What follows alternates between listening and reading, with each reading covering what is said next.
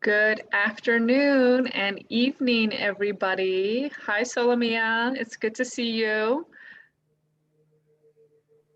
Hello. Hello. And I know, Natalie, you're with us. You're connecting. Charles, thank you for joining us. How is everyone today? Thumbs up. We're good. Happy Friday. Hello, everyone. Salomia, hello. Okay, so I think we can begin. I still see that Natalie is trying to connect, but that is okay. And we are recording, we are good to go. So let's kick this off. Thank you all for being here. It is a pleasure to interact with you, and we're really looking forward to, I'd say this will take about 30 minutes. And hi, Charles.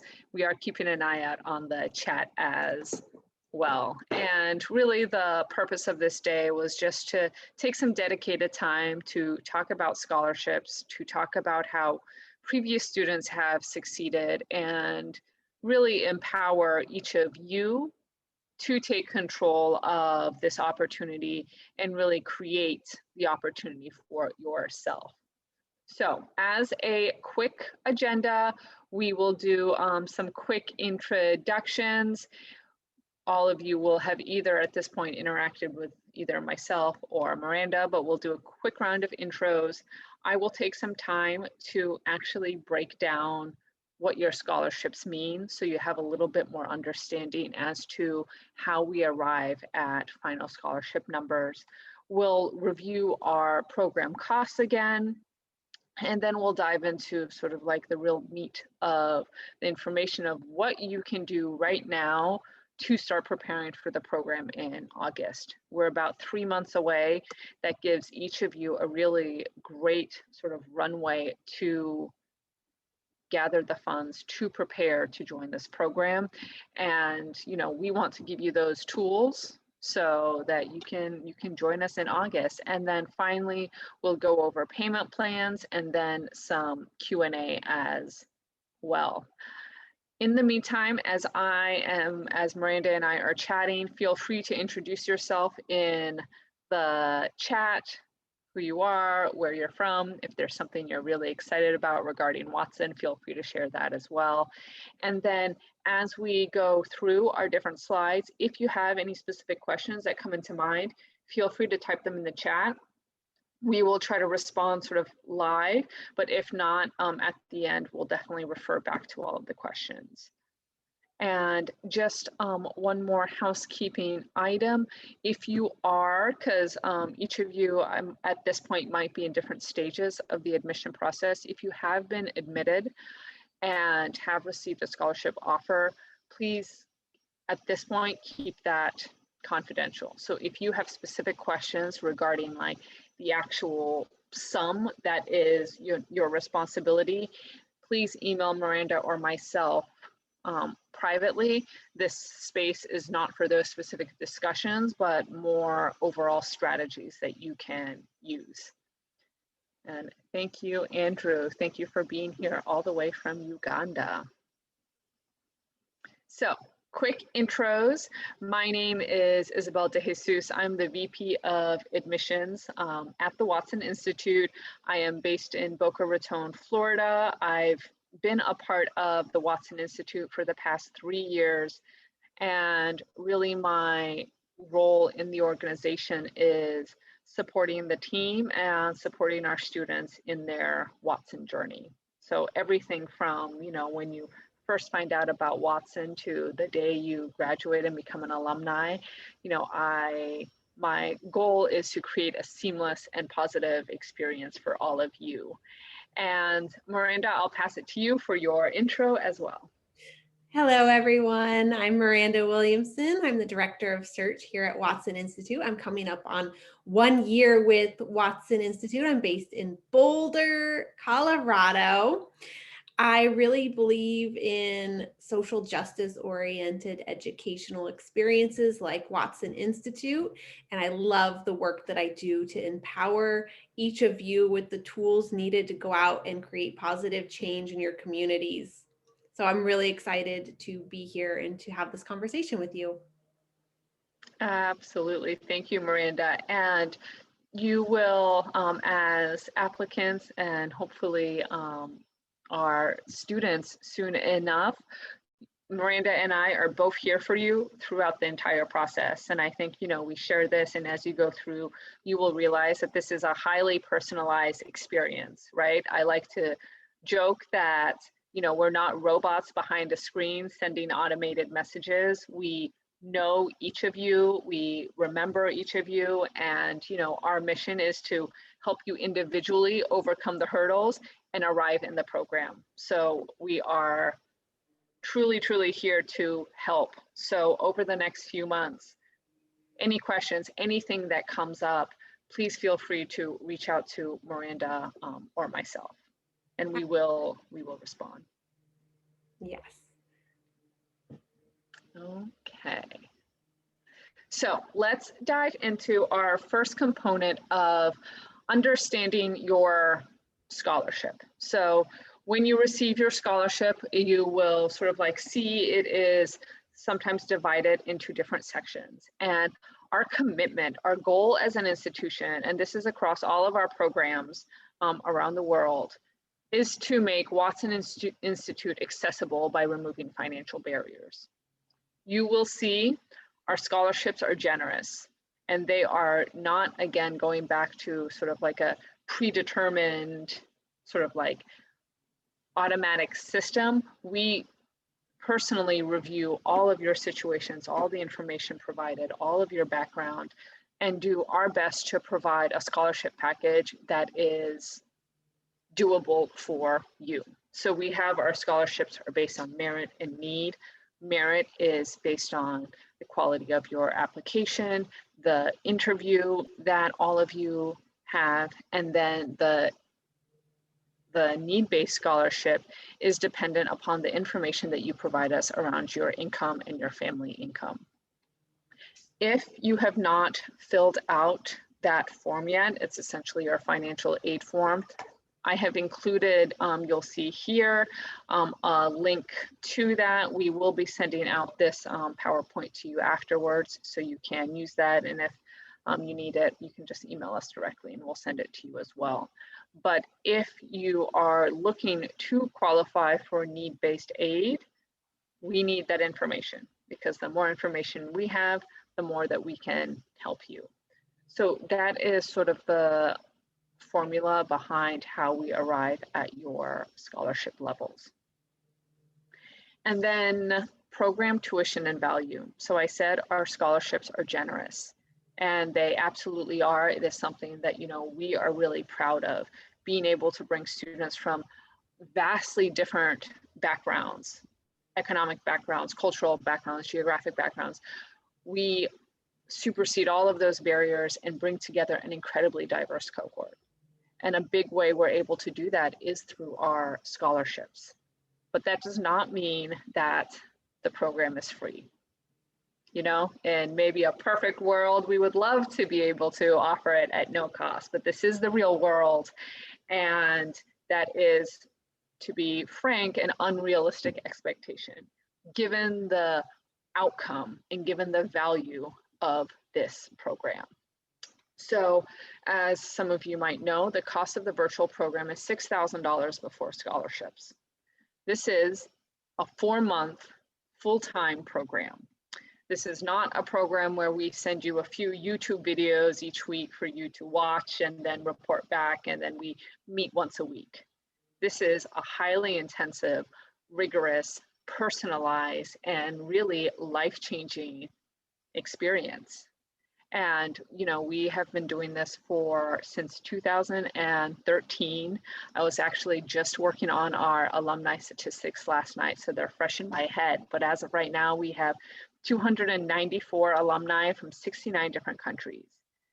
which is incredible. A Watson culture thing, which you'll learn very quickly. When we get excited or we're happy about something, we snap. So if you see Miranda and I snapping, it's like a reflex. We don't even think about it. And our alumni have gone on to do incredible, impactful things. And a lot of them credit sort of the beginnings of their entrepreneurial journey to the training that they received in Watson. So when we say, you know, our alumni have gone on to raise close to $100 million for their ventures, they've impacted over 150,000 people through their work. Those are real results. That is real impact and really ties back to the intention and the value that we put into the student experience.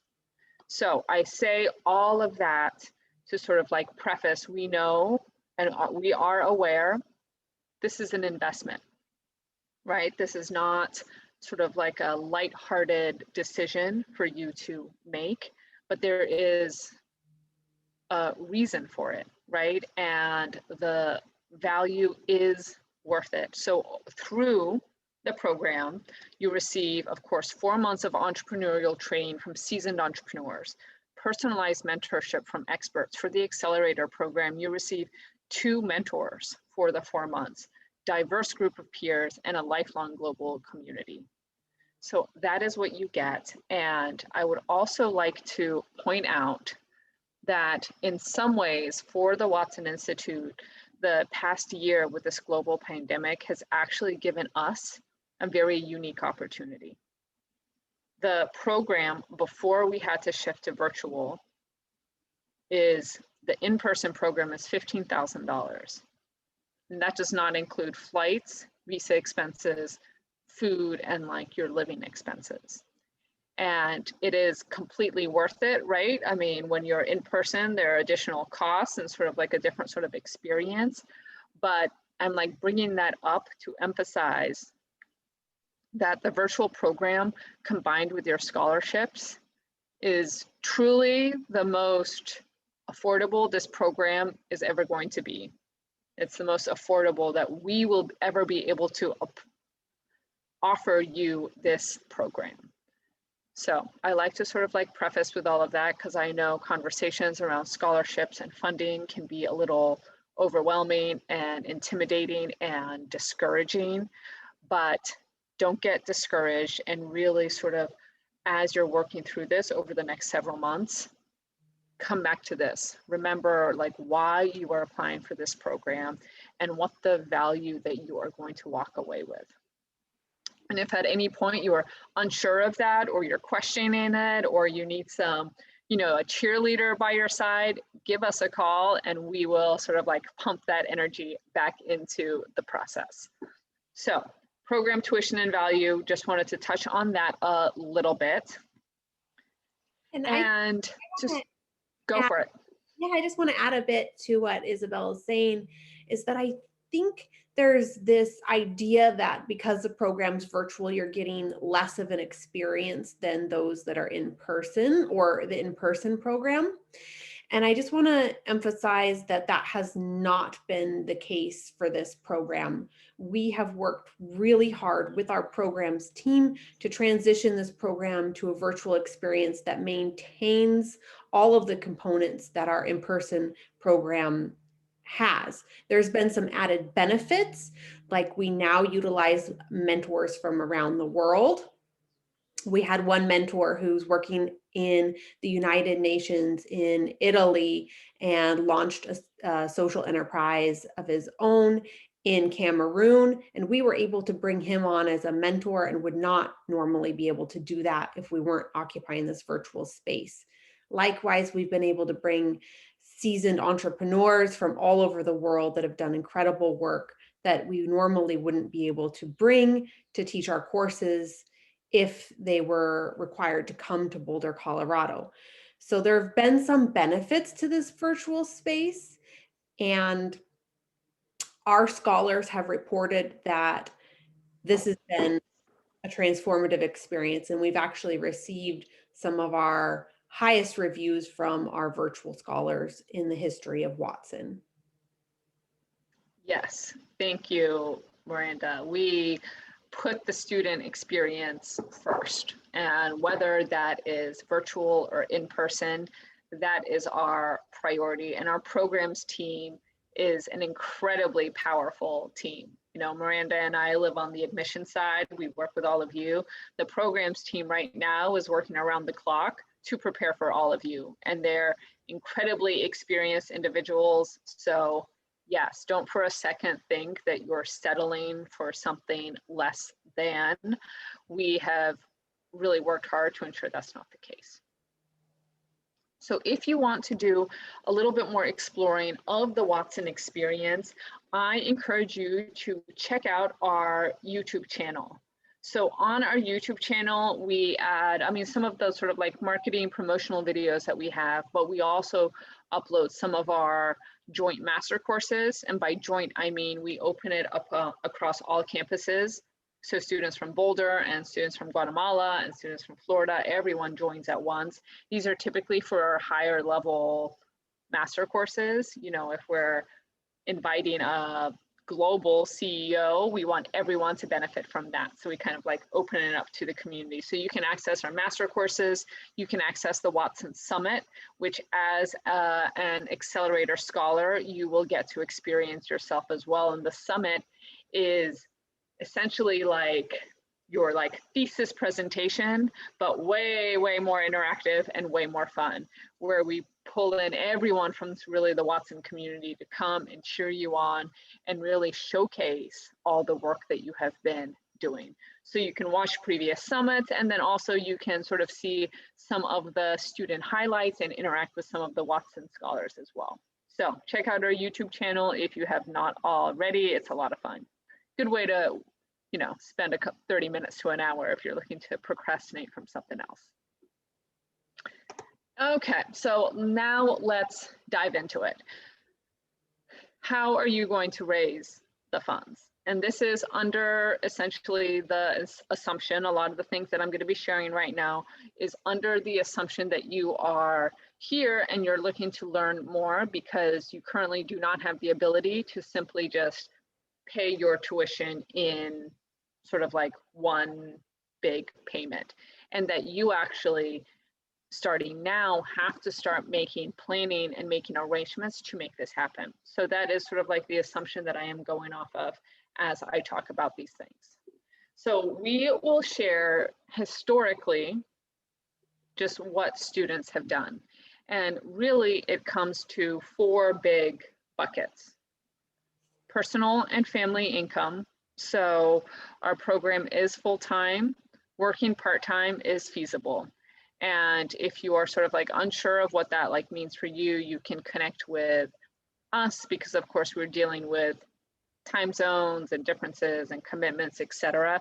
We can meet with you to explore what that really looks like. And I will get to how to run a crowdfunding. So be prepared, Andrew. So personal, family, and income is one way. Savings is another way. And again, this can be any combination thereof. A crowdfunding campaign for a certain amount, and also company and community sponsorships. And I will go into what this actually means as I go through the presentation. Miranda, do you have anything to add before I dive in? Not at this point. Okay, perfect. So personal and family income, I mean, that's pretty self-evident, right? And that can certainly be one component of how you cover the fees. The big one I want to talk about is how to run a crowdfunding campaign. So there are a lot of different components that go into this. And this is not in a Watson context, but in just like a general crowdfunding context, there are probably more crowdfunding campaigns that fail than succeed. And that is because there are a lot of crowdfunding campaigns that are done extremely poorly.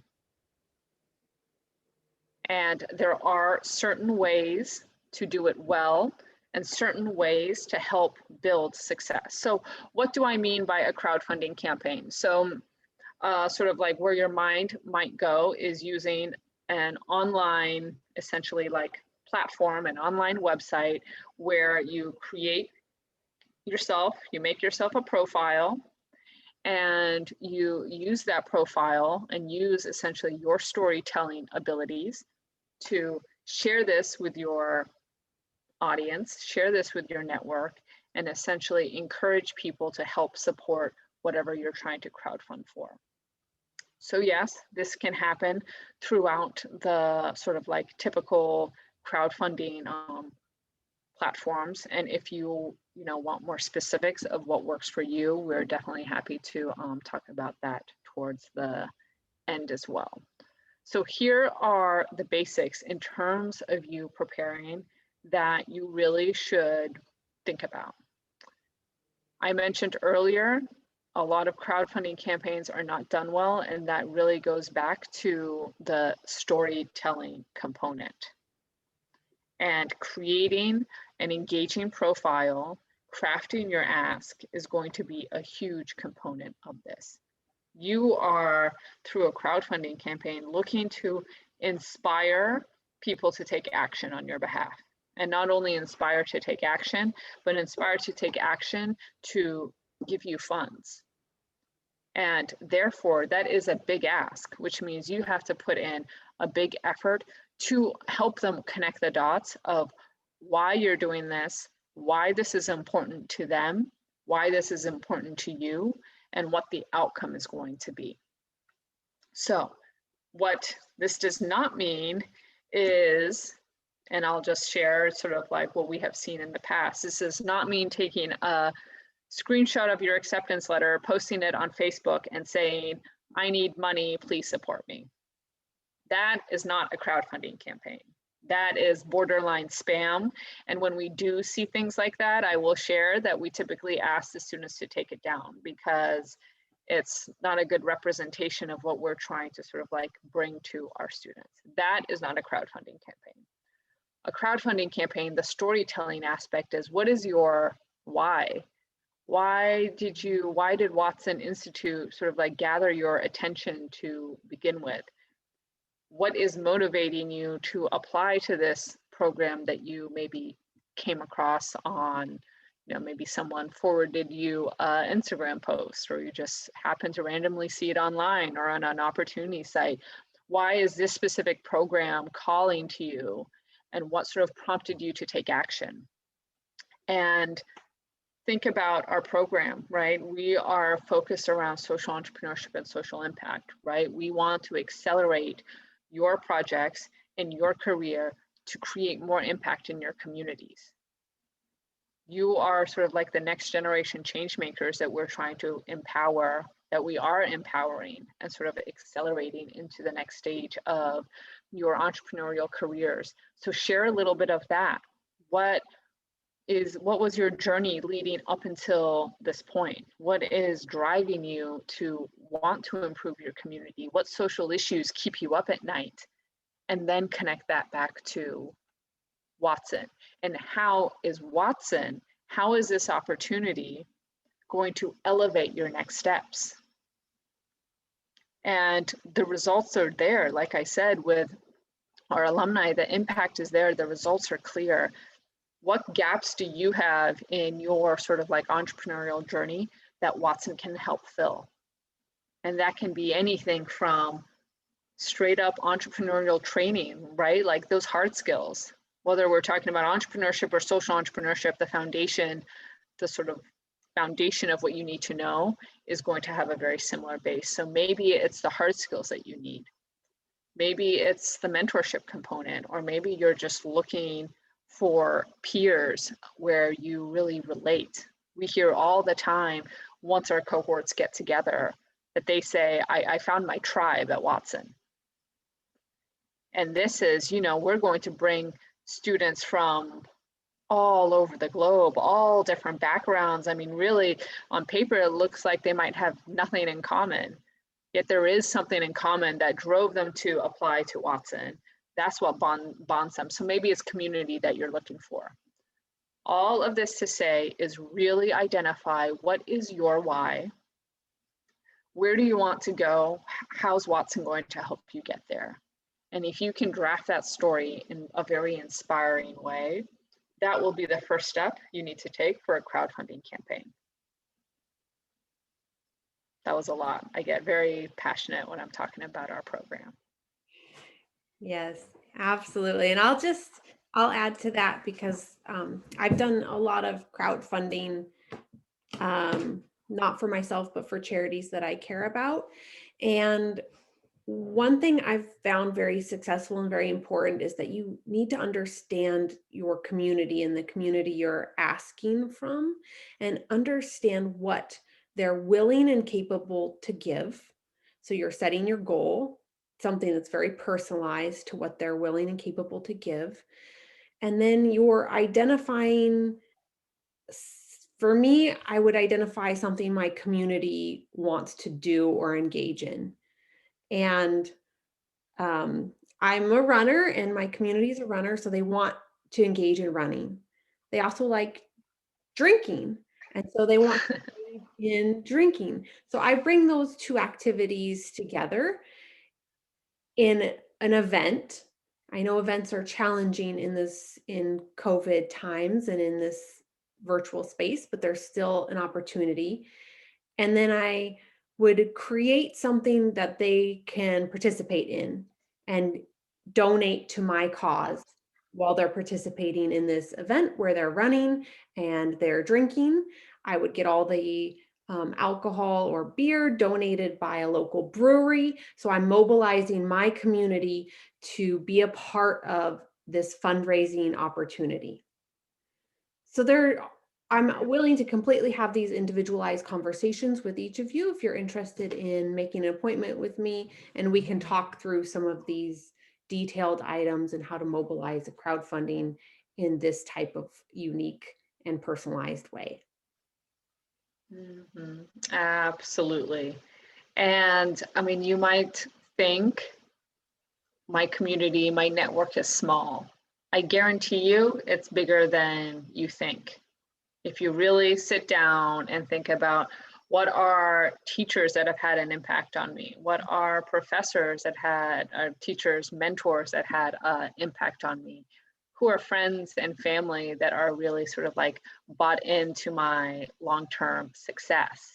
Your network is going to be bigger than you think. And sit down and for 20 minutes, just brainstorm, just start writing down names of people you think would be moved and inspired by your story.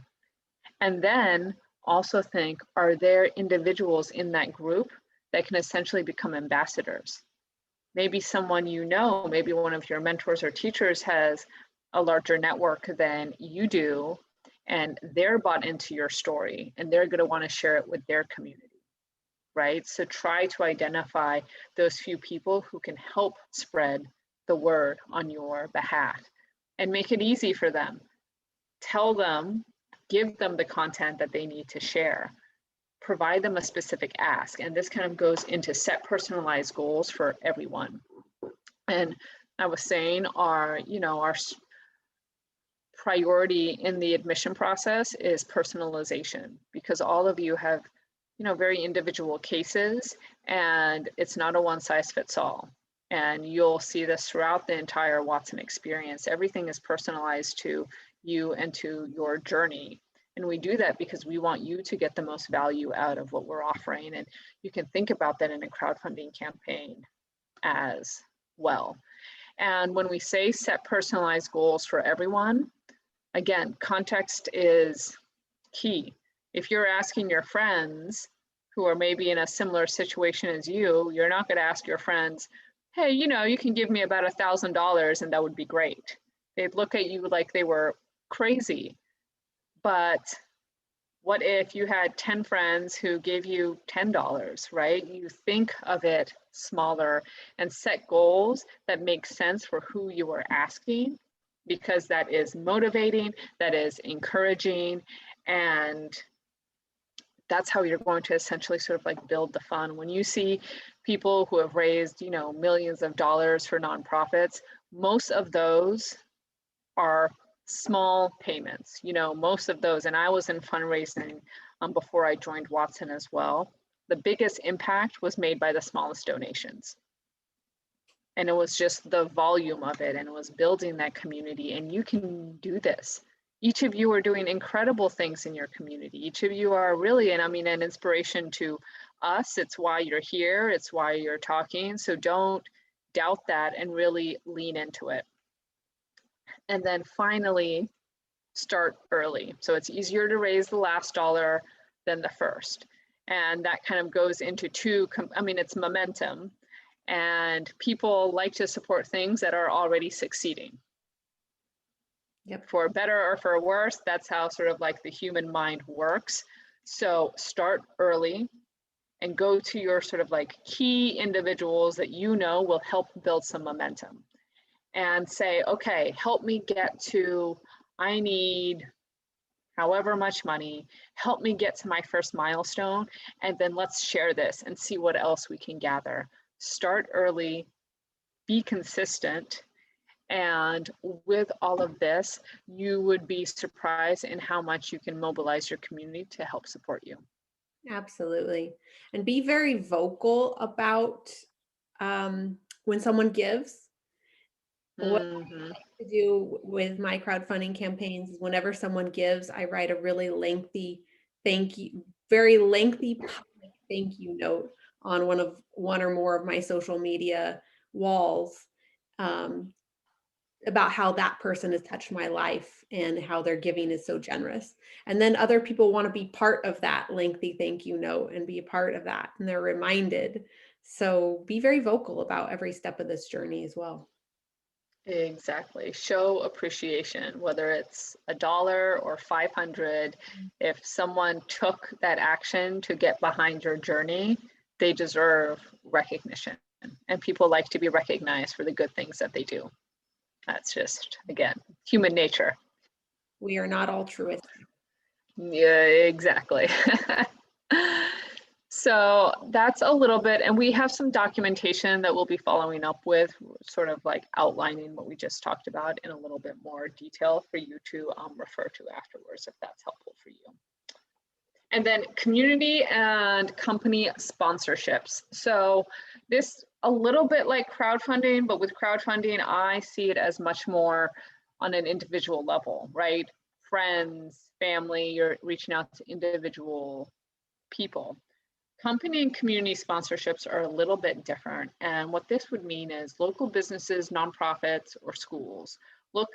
So with that, what I mean is, are there any organizations whose essentially mission or whose like vision or what they do align with the social impact area that you're interested in, the impact that you're looking to create in your community? Is there something that they could get behind and say, this individual is an incredible representation of our country, of our community, of this social issue, and we're a philanthropic organization and we want to support sort of the future generation? It sounds a little crazy, but there are organizations that would think that. For schools, it's getting accepted into the Watson program is an honor, and it is notable. And that is something that organizations you're associated with may want to like promote because it makes them look good as well. If that makes sense, right? If we have, and I'll give you an example, if we have a student who's in our degree program, our Bachelor's of Science in Social Entrepreneurship program, and for grad school, they get into Harvard, better believe Watson is going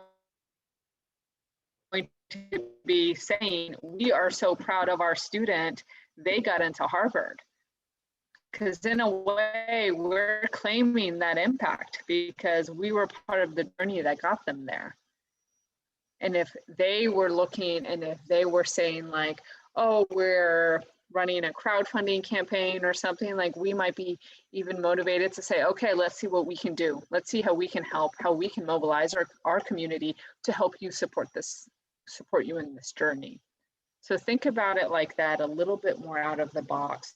Are there businesses, nonprofits, schools that would somehow benefit or get excited by the fact that you are joining this program, that you are working on the social issues that you're working on. Maybe it's a give and take, right? If you're like going to your school, it could be like, when I return, I'm like more than happy to come and give a presentation of my learning. I'm more than happy to lead a few sessions and help inspire your students and kind of like be an example that's going to inspire them. And this is a little bit harder to give very specific advice, because this is very based on where you're from, your background, your specific community, etc. But I just encourage you to think out of the box. And you can ask, and what is the worst thing that's going to happen? They'll say no. And you say, okay, thank you very much, and you move on. Literally, the worst thing that can happen is that someone can say no. And it stings, but you'll be fine. And you will be encouraged by the fact that you had the courage to ask. And I will say, we were hoping one of our recent alumni was going to be able to join us. We were speaking with her recently about her journey to Watson. And I worked with her, I think, for 2.5 years before we were able to bring her to a Watson program. And she applied to, she attended the accelerator, but she applied originally to a different program. We weren't able to make it work financially. And then I think there was a timing conflict. And then last year we said, okay, we're going to work together. Like, what can we do to get you here? And we really encouraged her to start taking action. And what she told me the other day is, she was like, I was so terrified to start asking people for money when, in my opinion, like, they might be struggling themselves, right? I don't come from a wealthy community. You know, people don't have just money to give away. And she had this fear around that. And we kind of encouraged her to do this anyway. And we said, like, look, it's been 2.5 years. Let's make this happen for you. And she told me, I think she raised the first half of what she had to pay within like the first week. And she was blown away. She was completely surprised by how much she was able to mobilize people to contribute. And all she said was, she was like, I was so scared to ask, and I'm so glad I did, because my community mobilized and came behind me. And like I said, this is not a student who came from a necessarily wealthy country or community, but she mobilized her community. And, you know, people are generous, people are giving $1, $5, $25, that doesn't matter. It's about really encouraging people to join that journey.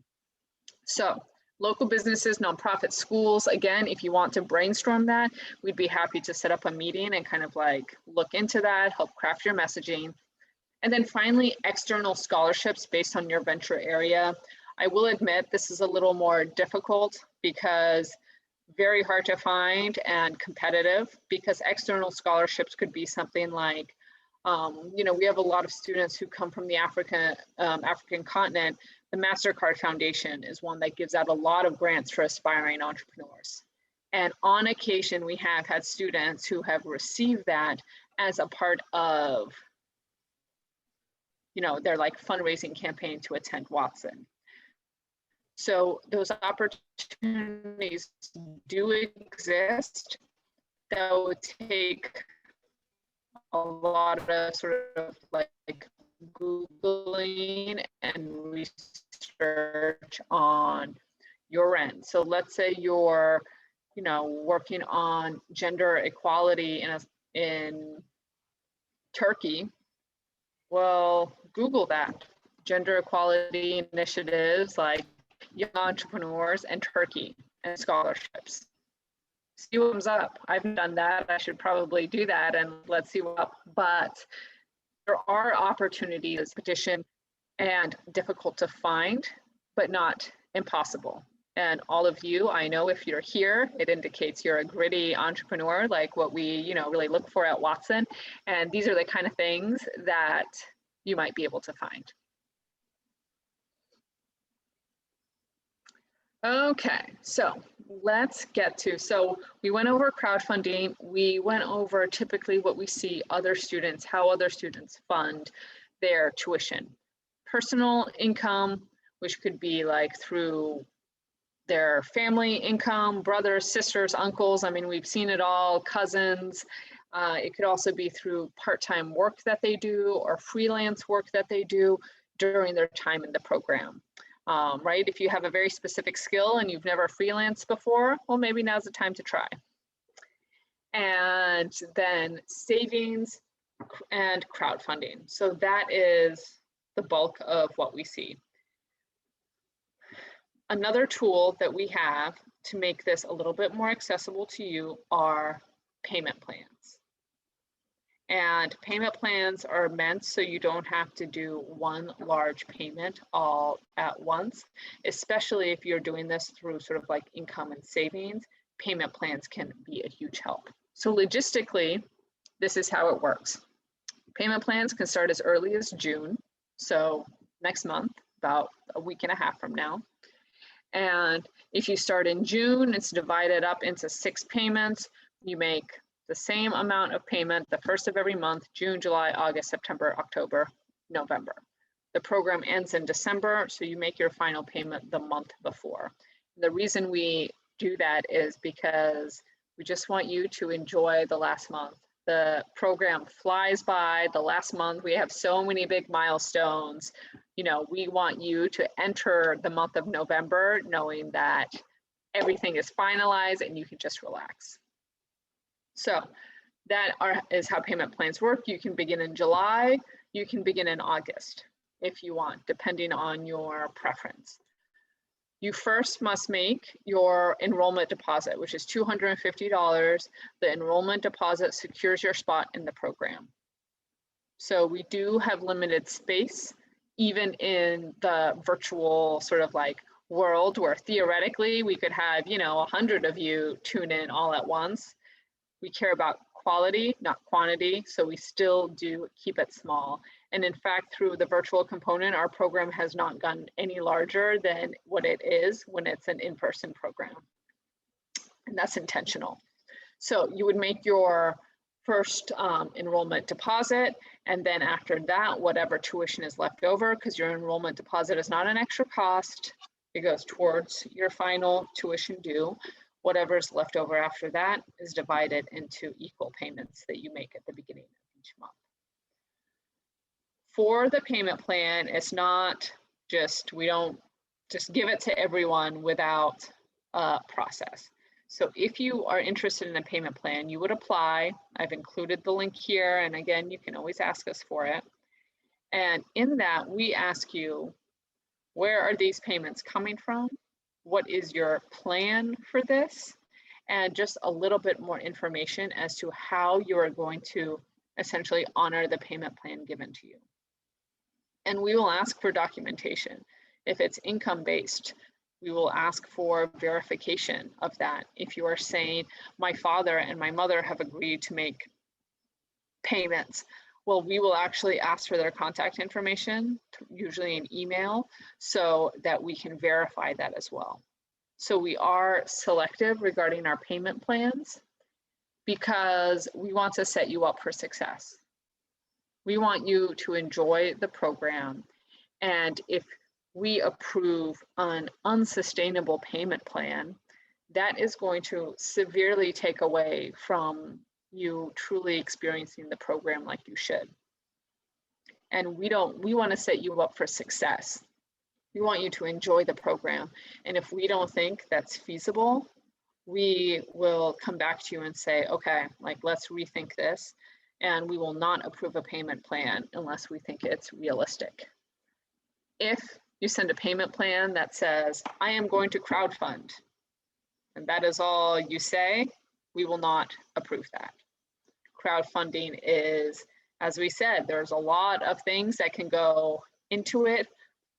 Historically, we have seen, once you begin a program, crowdfunding for the program you're already in becomes near impossible, because it's just a different sort of like perception of, oh, well, you're already there, so do you really need it? And also, it's a full-time program. We want you to be fully focused on that and not distracted by trying to run a crowdfunding campaign. And that's why we say start early, start now, leading up into August, right? Your plan should be to figure out a crowdfunding campaign that ends when the program begins so you can relax. So if your payment plan is going to be, if you're going to start paying in June and that's going to be a part of the crowdfunding, your payments for June, July, and August can be based on crowdfunding, because if we see you're not making momentum, then we can sort of like safeguard that before you join the program. And I will make a note regarding payment plans. So let's say you start paying your tuition in June. You pay in June, July, August, and something happens that like completely confirms you'll not be able to make the remainder of the payments. The tuition payments you make are refundable up to the first day of the program. So we are not sort of like collecting those funds and you will never get them back. The enrollment deposit is non-refundable, but any payment you make outside of that towards your tuition leading up to the start of the program, in the event that you're unable to attend for whatever reason, that could be financial, personal, school, whatever it is, you do have that option. So don't be afraid to start early if that is what's going to help you. And then finally, just to wrap up, a few things to consider. Like I said, that's our tuition refund policy. So there is sort of a safeguard with you there. What we ask of you is communication. As I hope all of you can see, we are here to help you. We genuinely care and want to get you to our program. And we're able to help only if you communicate with us and tell us what's going on. And it is, not only our job, but it is our honor to help you. This is why we are here. And I completely understand that conversations around finances can be difficult.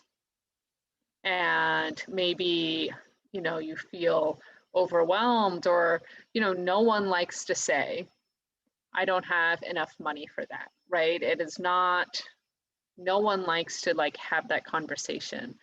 And I understand that. But if there is, and you don't have to go say that to like everyone else, but we are here to help you. And if you don't communicate, or if there's something you're worried about, you're struggling with something, but you don't tell us, and we don't hear from you all summer, and then in August you say, oh, well, I was going through all these things, what can you do? Well, in August, probably nothing. But in June, in July, like right now, we're here to help brainstorm. So we ask, please be in communication with us. We like to think we're approachable and friendly, and we have done this before, so we have a little bit of experience. And, I don't care if it's, I'm freaking out about crowdfunding, like, can we chat? Great, that's better than no communication at all, and you freaking out by yourself, and then not succeeding, and then missing out on this opportunity. So communication is key. Next, deferment option. So I'll be transparent. It might not work, right? All of these things will increase your chances of success. But there is, the world is harsh sometimes and it might not work. Do not get discouraged. We work with students who are able to defer their acceptance and try again. That student I was talking about who ran the successful crowdfunding campaign, I mentioned I worked with her for 2.5 years before she was able to join our program. And that's not like a one-off situation. We see that happen a lot. So don't get discouraged, keep pushing, keep working towards it, because ultimately, if it doesn't work out in the fall, it's not the end of the world. There's the spring, and the spring begins in January, and you can, continue building that momentum and join when the time is right for you. So don't get discouraged. Deferment is an option if it comes to that. Another thing to consider, international payment restrictions. So I have seen this specifically come up with countries throughout Africa, but also in Asia, I believe, where because of, I don't know if it was fueled by COVID, but I think it was fueled by an increase in wire fraud and sort of like international wire fraud, that some banks and some countries have imposed restrictions onto how much you can make in terms of payments to international countries. So if you are, and I think I was facing this very specifically in Nigeria with a previous student, where he was unable to make a payment above like $100 once a week or something like that.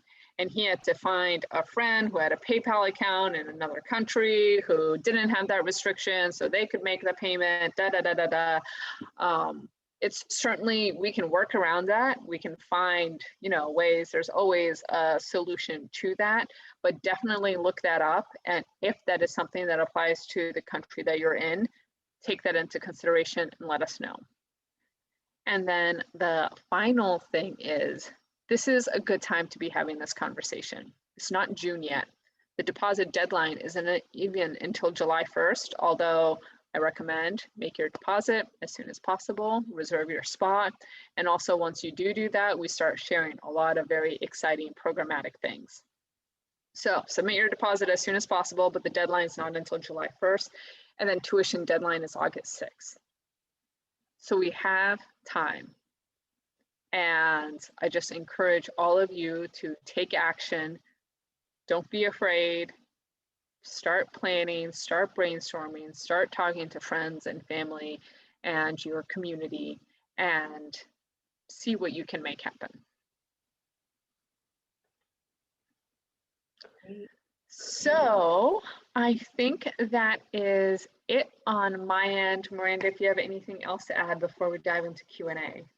Yeah, I know we only have a couple minutes left, so I definitely have time for those questions. And if you guys are a quiet bunch, you can always email us. We are here for you. Thank you for being here. It was great seeing you all. And I am just going to leave the student I've been referring to regarding her successful crowdfunding. She did send us this message regarding her experience. Took her 2.5 years. And after all of that, it would have been a huge disappointment if she did not enjoy the program. And yet when I spoke to her, and I know Miranda, you were very close with her as well, she could not believe the experience that she had. She was so motivated and so inspired. So just remember why you applied, remember why you're doing this. And I added our motto for all of our students, we're here to protect your courage. So don't be afraid, take those risks, lean on us when you need it, and we'll make this happen together. Absolutely. I'll just add that Isabel and I both engage in mission-driven work. We do this work because we believe in you. We believe that the best way we can create change is through all of you. So we are here for you, whether you become a part of Watson or not. We want to empower you as change makers. So we're more than happy to have those conversations about strategies to do crowdfunding, because we believe it will not only benefit you for your Watson experience, but for your venture and beyond. So thank you all. Great seeing you, and we hope to hear from you soon. Have a great rest of your evening, afternoon, day. Thank you. Bye-bye.